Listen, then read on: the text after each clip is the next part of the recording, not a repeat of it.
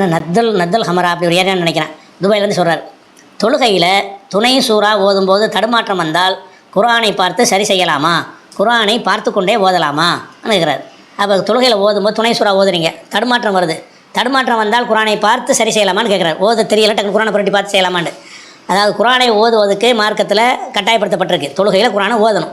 அந்த குர்ஆனை ஓதணும் என்பது நீங்கள் பார்த்து ஓதுனாலும் ஓதுவது தான், உங்களுடைய மனன சக்தியிலேருந்து ஓதுனாலும் ஓதுனது தான்.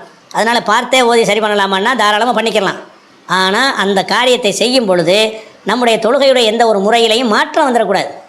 எப்படி மாற்றம் வரும்? இப்போ அந்த தொழுகையில் குர்ஆனை வச்சுக்கிட்டு இன்றைக்கி அரபு நாட்டிலலாம் அப்படி தான் பண்ணுறாங்க. இப்படி குர்ஆனை வச்சுக்கிட்டு இப்படி ஓதுறாங்க, ஒரு கையினால் தக்பீர் கட்டிட்டு இப்படி ஓதுறாங்க.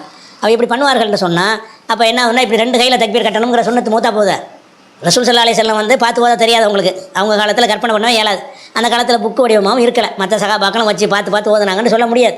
பிற்காலத்தில் எல்லோரும் குர்ஆன் கையில் வந்துருச்சு. இப்போ பார்த்து ஒரு தப்பு இல்லைங்கிறதுனால என்ன செய்கிறாங்கன்னு கேட்டால் இப்படி இப்படி வச்சுக்கிட்டே ஓதுறாங்க. தக்பீர் இவ்வளோதான், ஒரு கை தான் தக்பீர், ஒரு கைனால் தக்பீர் கட்டிட்டு ஒரு கைனால் பார்த்துட்டு ஓதுறாங்க.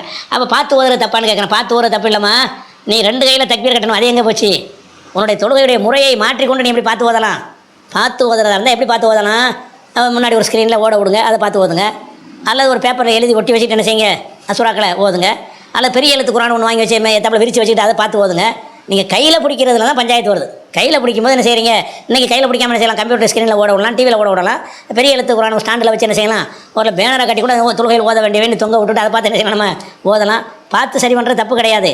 ஆனால் பார்த்து சரி பண்ணுறோங்கிற பேரில் குர்ஆனை கையில் வச்சுட்டு ஓதுவார்களே, ஆனால் அது தொழுகையுடைய ஒரு முறை அங்கே மாற்றம் செய்யப்படுகிறது.